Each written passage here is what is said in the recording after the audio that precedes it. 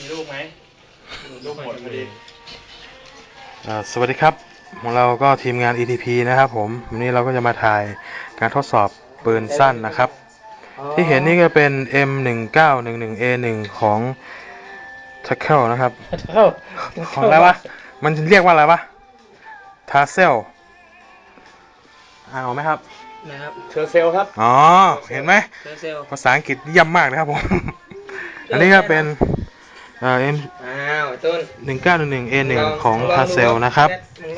ครับเราก็จะมาดูกันเลยไปยกถังแล้วป่ะสายเติมมีละเหลือถังเดี๋ยวไปเอาเดี๋ยวไปเติมที่ร้านเล็กถามถังให้ถังดิเดี๋ยวจะไปเติมที่ร้านแอร์เสียงรบกวนนิดหน่อยนะครับนี่ก็เป็น M1911A1 นะครับที่คุณเปิดกล่องมาครั้งแรกคุณก็จะเห็นตัวปืนอันดับแรกที่คุณเห็นนะครับก็จะเป็นตัวปืนจะเป็นอลลอยทั้งหมดนะครับผมแล้วก็จะสไลด์ให้ดูนะครับครับผม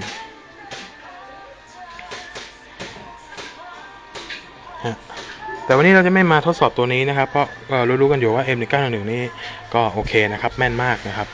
วันนี้เราจะมาทดสอบก๊อก 19C ของ KSC นะครับครับอันนี้เก็บไว้ก่อนเนาะ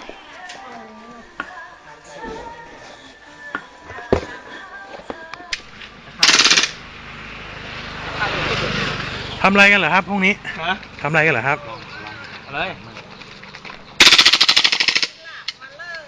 แก๊สแตกขอโชว์ปืนหน่อยครับปืนพวกเป็นปืนอะไรครับอธิบายด้วยครับ 18C KSC นะครับจีนครับอ๋อของจีนนะครับเดี๋ยวเราจะมาเปรียบเทียบกับ KSC ของ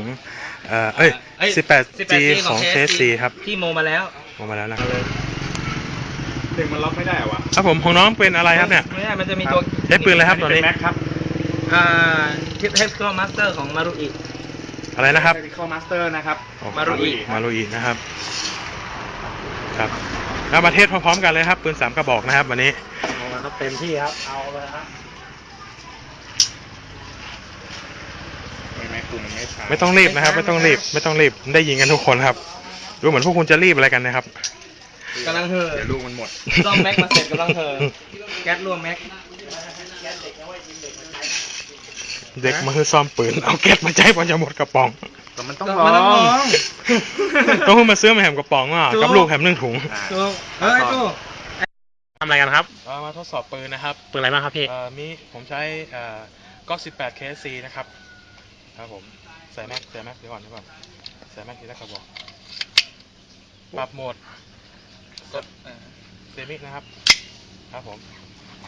นี่ก๊อก 18C ของจีนแล้ว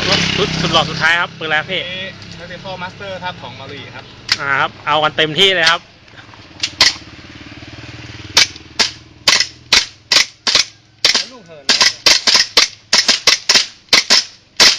โอ้โหครับเสียงได้ใจมากค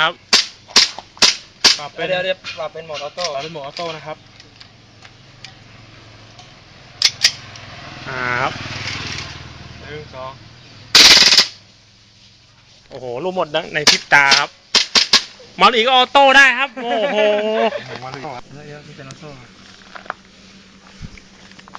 ลูกซ้อนนะมั้งน่ะ